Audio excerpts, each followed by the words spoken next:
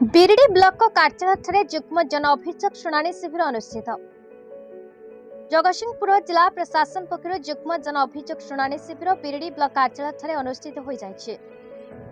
अभियोग शिविर में उपस्थित रही जिलापाल श्री जय सोनाल जनसाधारण विभिन्न आपत्ति अभियोग शुणाणी करते। आज मोट 66 अभियोग पंजीकृत होता।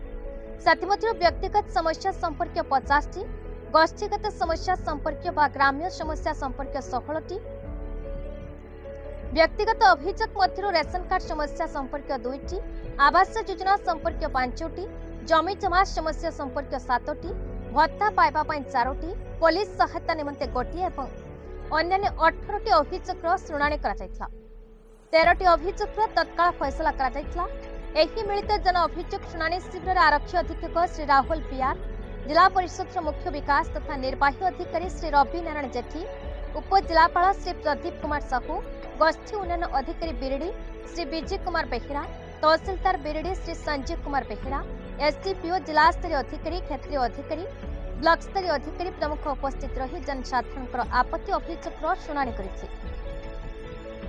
जगतसिंहपुर दीपक महांती रिपोर्ट, भारत न्यूज।